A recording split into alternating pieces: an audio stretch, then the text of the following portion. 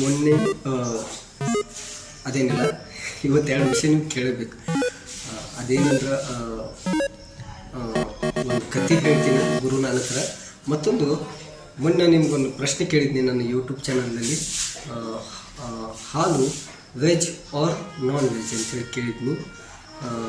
ಅದರಲ್ಲಿ ನಾನು ಸಾಮಾನ್ಯವಾಗಿ ಉತ್ತರ ಕೊಟ್ಟಿದ್ದೀನಿ ಹಾಲು ಒಂದು ನಾನ್ ವೆಜ್ ಅಂಥೇಳಿ.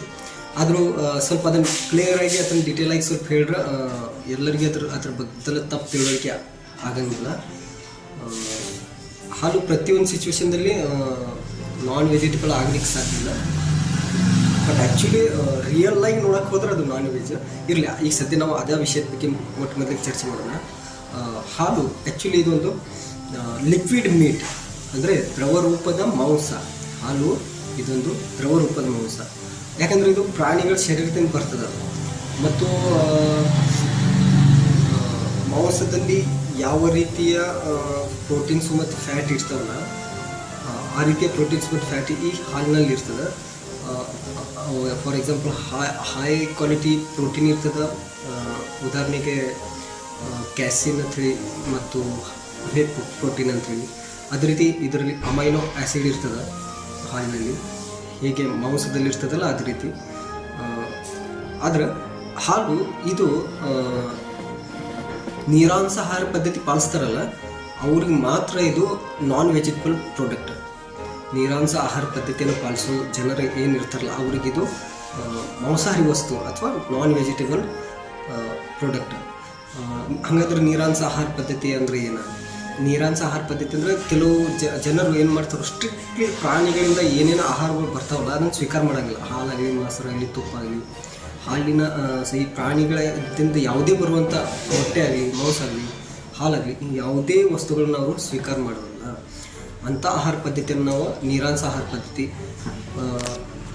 ಈ ನೀರಾಂಶ ಆಹಾರ ಪದ್ಧತಿಯನ್ನು ಯಾರು ಪಾಲಿಸ್ತಾರಂದ್ರೆ ಪ್ರಾಣಿಗಳ ಮೇಲೆ ಅತಿಯಾದ ಪ್ರೀತಿ ಇರುವ ಜನರು, ಪಕ್ಷಿಗಳ ಮೇಲೆ ಅತಿಯಾದ ಪ್ರೀತಿ ಇರುವಂಥ ಜನರು, ಮತ್ತು ಅತಿ ಕಟ್ಟುನಿಟ್ಟಿನಿಂದ ಧಾರ್ಮಿಕತೆಯನ್ನು ಪಾಲಿಸೋರು, ದೇವರಲ್ಲಿ ನಂಬಿಕೆ ಇಟ್ಟವರು, ಇಂಥ ಜನರು ನೀರಾಂಶ ಆಹಾರ ಪದ್ಧತಿಯನ್ನು ಪಾಲಿಸ್ತಾರೆ. ಆಮೇಲೆ ಕೆಲವು ಸಿಚುವೇಶನ್ಗಳಲ್ಲಿ ಹಾಲು ಇದು ಒಂದು ವೆಜಿಟೇರಿಯನ್ ಪ್ರಾಡಕ್ಟ್ಸ್. ಅವರು ಯಾಕೆ ವೆಜಿಟೇರಿಯನ್ ಪ್ರಾಡಕ್ಟ್ಸ್ ಅಂದ್ರೆ ಅವರು ಕೆಲವು ಜನ ಏನು ತಿಳ್ಕೊತಾರೋ, ಹಾಲು ನಾವು ತಿನ್ನುವುದರಿಂದ ಅಥವಾ ಕುಡಿಯೋದ್ರಿಂದ ಇದರಲ್ಲಿ ಯಾವುದೇ ರೀತಿ ಪ್ರಾಣಿ ಹಿಂಸೆ ಆಗಂಗಿಲ್ಲ, ಅದಕ್ಕಾಗಿ ಇದೊಂದು ಶಾಕಾಹಾರಿ ವಸ್ತು ಅಂತೇಳಿ ಸ್ವೀಕಾರ ಮಾಡ್ತಾರೆ ಕೆಲವು ಜನರು.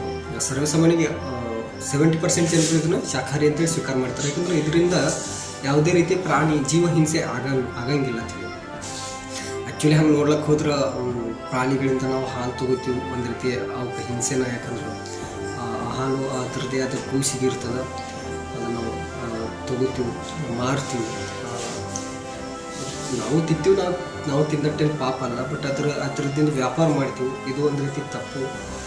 ಬಟ್ ಈಗ ಮನುಷ್ಯ ಹೆಂಗಾಗಿದ್ದಾನಂದ್ರೆ ದುಡ್ಡಿಗಾಗಿ ಮೊದಲು ದೇಶಿ ಬೆಳೆಗಳನ್ನು ಬೆಳೀತಿದ್ದ, ಈಗ ಕೊತ್ತಂಬರಿ ಬೆಳೆತಂದ್ರೆ ಪೇಟೆಯಲ್ಲಿ ಕೊತ್ತಂಬರಿ ಅವ್ನು ಹಚ್ಚಿದಂಥ ಕೊತ್ತಂಬರಿ ಸುದ್ಕೊಂಡು ಪೇಟೆಗೆ ತಂದ್ರೆ ಅದು ಒಂದು ಚೂರು ವಾಸ ಬರಲ್ಲ, ಒಂಥರ ಕಾಂಗ್ರೆಸ್ ಗತ್ಲಿ ಆ ಥರ ಹತ್ಯಕ್ಕೆ ಹೋಗಿ ಮೂಸಿ ನೋಡ್ರೂ ಕೊತ್ತಂಬರಿ ವಾಸ ಬರಲ್ಲ.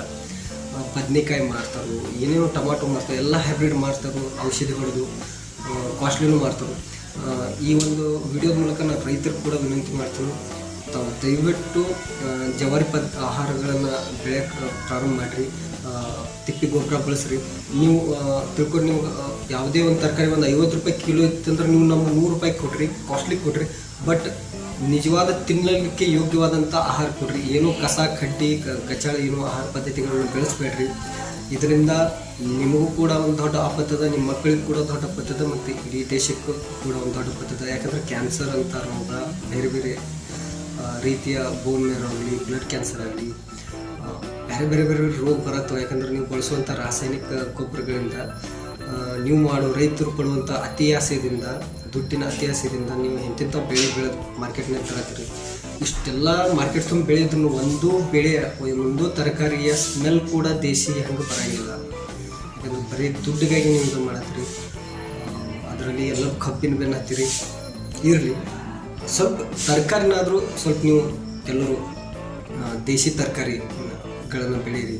ಕೊತ್ತಂಬರಿ ಆಗಲಿ, ಬದನೆಕಾಯಿ ಆಗಲಿ, ಟೊಮಾಟೊ ಆಗಲಿ, ಮೆಣಸಿನ್ಕಾಯಿ ಆಗಲಿ, ಅಂಥ ಈ ಥರ ದವಸ ಧಾನ್ಯಗಳನ್ನಾಗಲಿ ಅವೆಲ್ಲ ದೇಸಿ ಬೆಳೆಗಳನ್ನ ತಾವು ಬೆಳೀರಿ. ಬೇಕಾದ್ರೆ ನೀವು ಎಷ್ಟು ಬೇಕಷ್ಟು ಕಾಸ್ಟ್ ದುಡ್ಡು ಕೊಡ್ತವ್ರಿ. ಬರುವಂಥ ಜನ ನಿಮ್ಮ ಕಡೆ ಏನು ತರಕಾರಿ ತೊಗೊಳಕ್ಕೆ ಬರ್ತಾರಲ್ಲ, ಮತ್ತು ನಾನು ಪ್ರತಿಯೊಂದು ಏನು ರೈತರಿಂದ ತರಕಾರಿ ಕೊಂಡ್ಕೋತಾರಲ್ಲ ಆ ಜನರಿಗೂ ವಿನಂತಿ ಮಾಡ್ತೀವಿ, ಯಾರಾದರೂ ದೇಸಿ ಮತ್ತು ಪ್ಯೂರ್ ಆರೋಗ್ಯಕ್ಕೆ ಉಪಯುಕ್ತವಾದಂಥ ತರಕಾರಿ ಬೆಳೆದ್ರೆ ಅಂಥವ್ರಿಗೆ ನೀವು ಒಂದು 4-5 ರೂಪಾಯಿ ಹೆಚ್ಚಿಗೆ ಕೊಡ್ರಿ.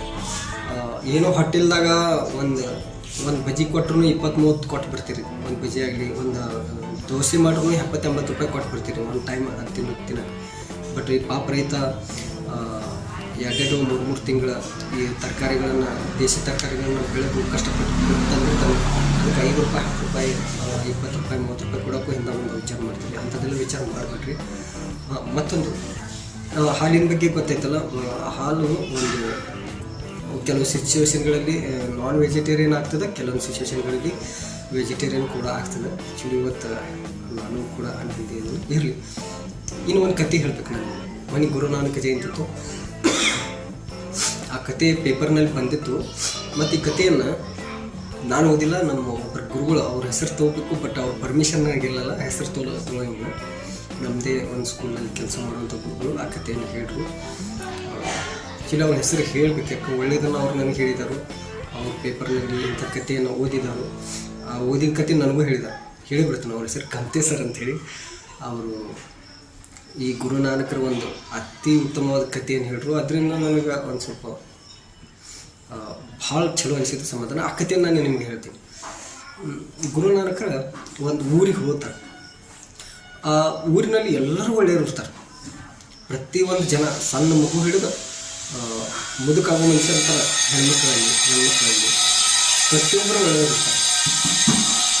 ಆ ಇಡೀ ಊರು ತುಂಬ ಒಳ್ಳೆ ಜನ ಇರ್ತಾರೋ. ಅಲ್ಲಿ ಗುರುನಾನಕರು ಹೋದ ನಂತರ ಅಲ್ಲಿ ಜನರು ಅಂತಾರು, ಗುರುಗಳೇ ನಮ್ಗೆ ಆಶೀರ್ವಾದ ಕೊಡಿ ಅಂತೇಳಿ.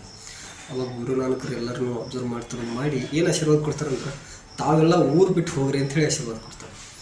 ತಾವು ಈ ಊರ ಬಿಟ್ಟು ಹೋಗ್ರಿ ಅಂತೇಳಿ ಆಶೀರ್ವಾದ ಕೊಡ್ತಾರೆ. ಅದೇ ರೀತಿ ಮುಂದಿನ ಊರಿಗೆ ಹೋಗ್ತಾರೆ. ಆ ಊರಾಗ ಪ್ರತಿಯೊಬ್ಬರು ಕೆಟ್ಟವರು. ಆ ಇಡೀ ಊರಿನಲ್ಲಿ ಕೆಟ್ಟ ಜನರನ್ನು ನೋಡ್ತಾರಲ್ಲ ಅಂತ ಆ ಊರಿಗೆ ಒಬ್ಬ ಮನುಷ್ಯ ಬಂದು ಕೇಳ್ತಾನೆ, ಗುರುಗಳೇ ನೀವು ಈ ಊರಿಗೆ ಬಂದಿರಿ, ನಮ್ಮ ಊರಿಗೆಲ್ಲ ನಿಮ್ಮ ಆಶೀರ್ವಾದ ಬೇಕು ಹೇಳಿ ಕೈ ಮುಗಿತಾರೆ. ಅವಾಗ ಅವ್ರೇನು ಹೇಳ್ತಾರೆ, ನೀವೆಲ್ಲರೂ ಗುರುನಾನಕರು ಆಶೀರ್ವಾದ ಕೊಡ್ತಾರೆ. ಏನು ಆಶೀರ್ವಾದ ಕೊಡ್ತಾರೆ? ನೀವೆಲ್ಲರೂ ಇದೇ ಊರಾಗಿರ್ರಿ, ಬೇರೆ ಎಲ್ಲಿ ಕಡೆ ಹೋಗ್ಬೇಡ್ರಿ. ಈ ಊರು ಬಿಟ್ಟು ಒಟ್ಟು ನೀವು ಹೋಗಬಾರ್ದು, ನಿಮ್ಮ ಮನ್ಯಾಗ ನೀವು ಇರಬೇಕು, ಈ ಊರು ಬಿಟ್ಟು ಎಲ್ಲಿ ಹೋಗಬಾರ್ದು ಅಂತೇಳಿ ಆಶೀರ್ವಾದ ಕೊಡ್ತಾರೆ. ಅವಾಗ ಜೊತೆಗಿದ್ದ ಮನುಷ್ಯ ಇದನ್ನೆಲ್ಲ ಅಬ್ಸರ್ವ್ ಮಾಡಿ ಗುರುನಾನಕರ ಪ್ರಶ್ನೆ ಆಗ್ತದೆ, ಏನು ರೀ ಗುರುಗಳ, ಆ ಊರಾಗ ಎಷ್ಟೋ ಒಳ್ಳೆ ಜನ ಇರ್ತಾರೆ, ಅವ್ರಿಗೆ ತಮ್ಮ ಮನೆಗಳು ಬಿಟ್ಟು ಬೇರೆ ಊರಿಗೆ ಹೋಗ್ರಿ, ನಿಮ್ಮ ಊರಾಗ ಇರಬೇಡ್ರಿ ಅಂತೇಳಿ ಆಶೀರ್ವಾದ ಕೊಟ್ಟರೆ. ಆಮೇಲೆ ಇವ್ರು ಇಷ್ಟು ಕೆಟ್ಟವ್ರು ಅದಾರಲ್ಲ, ಇವ್ರು ಮಾತ್ರ ಇವ್ರ ಮನ್ಯಾಗ ಇರಂಗ ಇದೇ ಊರಾಗ ನಿಮ್ಮ ಊರಾಗ ಇರ್ರಿ ಅಂತೇಳಿ ಆಶೀರ್ವಾದ ಕೊಟ್ಟಿರಲ್ಲ, ಇದು ಯಾಕೆ ಅಂತ. ಅವಾಗ ಗುರುನಾನಕರು ಹೇಳ್ತಾರೋ, ನೋಡಪ್ಪ, ಆ ಊರಾಗ ಎಲ್ಲರೂ ಒಳ್ಳೆಯವರು ಇರ್ತಾರೋ. ಅಂಥ ಒಳ್ಳೆ ಜನ ತನ್ನ ಊರು ಬಿಟ್ಟು ಬೇರೆ ಕಡೆ ಇಡೀ ದೇಶದ ತುಂಬ ಎಲ್ಲ ಹಬ್ಬಿರಿ ಅಂದ್ರೆ ಅವ್ರು ಒಳ್ಳೆಯದನ್ನು ಮಾಡ್ತಾರೆ. ಅವ್ರು ಎಂದೂ ಯಾರ್ದು ಕೆಟ್ಟ ಮಾಡೋಕ್ಕೆ ಹೋಗಲ್ಲ. ಒಳ್ಳೆಯವರು ದೇಶ ತುಂಬೆಲ್ಲ ಹರಡಬೇಕು, ಒಂದಿದ್ದು ಊರಾಗ ಅವ್ರು ಕೊಳಿಬಾರ್ದು. ಅದಕ್ಕಾಗಿ ಆ ಊರಿನ ಜನ, ಒಳ್ಳೆತನ ಮಾಡುವಂಥ ಆ ಊರಿನ ಜನ ಎಲ್ಲ ಕಡೆ ನೀವು ಹೋಗ್ರಿ ತಮ್ಮ ಮನೆ ಬಿಟ್ಟ ಅಂದರೆ ಅವ್ರು ಹೋದಲ್ಲೆಲ್ಲ ಒಳ್ಳೆತನ ಹಬ್ಕೋತ ಹೋಗ್ತದೆ, ಹೆಚ್ಚಾಗ್ತದೆ. ಇವ್ರು ಒಳ್ಳೆತನ ಇನ್ನೊಬ್ರಿಗೆ ಬಂದು ಒಳ್ಳೆಯದನ್ನು ಬೆಳೆಸ್ಕೊತ ಹೋಗ್ತಾರೆ. ಅದಕ್ಕೆ ಇಂಥ ಜನರಿಗೆ ನಾವು ಊರು ಬಿಟ್ಟು ಹೋಗ್ರಿ ಅಂತೇಳಿ ಆಶೀರ್ವಾದ ಕೊಡ್ತೀನಿ. ಆದರೆ ಈ ಊರಿನಲ್ಲಿ ಏನು ಕೆಟ್ಟವ್ರು ಅದಾರಲ್ಲ, ಇಂಥವ್ರನ್ನ ಎಲ್ಲ ತಮ್ಮ ಊರು ಮನೆ ಬಿಟ್ಟು ನೀವು ಹೋಗ್ರಿ ಅಂದರೆ ಇವ್ರು ಅದಲ್ಲೆಲ್ಲ ಕೆಟ್ಟ ಮಾಡ್ಕೊತ ಹೋಗೋರ, ಮರ್ಡ್ರ್ ಮಾಡೋರು, ಕೊಲೆ ಮಾಡೋರು, ಕಳ್ತನ ಮಾಡೋರು, ಸುಳ್ಳು ಹೇಳೋರು, ಇನ್ನೊಬ್ಬರ ಜೀವನವನ್ನು ಹಾಳು ಮಾಡೋರು. ಇಂಥ ಜನರು ಎಲ್ಲಿ ಹೋಗಬಾರ್ದು, ಅವ್ರು ಇದೇ ಊರಿನಾಗ ಕೊಳಿಬೇಕು ಅಂಥೇಳಿ ನಾನು ಆಶೀರ್ವಾದ ಕೊಟ್ಟಿದ್ದೀನಿ ಅಂತೇಳಿ ಗುರುನಾನಕರು ಹೇಳ್ತಾರೆ. ಗುರುನಾನಕರು ಮತ್ತು ಮುಂದೆ ಸ್ವಲ್ಪ ದಣಿವಾಗಿರ್ತದೆ, ಮುಂದೆ ಒಂದು ಊರಾಗ ಹೋಗ್ತಾರೆ. ಹೋದ ನಂತರ ಅಲ್ಲಿ ಮಕ್ಕಾ ಮದೀನಾ ಗೊತ್ತದಲ್ಲ, ಆ ಸೈಡ್ ಕಾಲ್ ಮಾಡಿ ಮನ್ಕೊಂಡಿರ್ತಾರೆ. ಮನಗಿದಾಗ ಒಬ್ಬ ಮನುಷ್ಯ ಬರ್ತಾನೆ, ಒಂದು ಮುಸ್ಲಿಂ ಧರ್ಮದ ಒಬ್ಬ ನಮ್ಮ ಸ್ನೇಹಿತ ಅಥವಾ ನಮ್ಮ ಬ್ರದರ್, ಸಹೋದರ ಅನ್ಬೋದು. ಆತ ಬಂದು, ಏನು ರೀ ಗುರುಗಳ, ನಿಮ್ಗೆ ಏನು ತಿಳಿತಿದ್ದಿಲ್ಲ, ಪವಿತ್ರವಾದ ಮಕ್ಕಾದ ಕಡೆ ನೀವು ಕಾಲನ್ನು ಮಾಡಿ ಮಣಗಿರಲ್ಲ, ಆ ದಿಕ್ಕಿಗೆ ನೀವು ಕಾಲು ಮಾಡಿ ಮಣಗಿರಲ್ಲ, ತಿಳಿತದಲ್ಲ ನಿಮ್ಗೆ. ಅವಾಗ ಗುರುನಾನಕರು ಹೇಳ್ತಾರೆ, ತಮ್ಮ ನಂದು ತಪ್ಪಾಗೈತಿ ಕ್ಷಮಿಸು.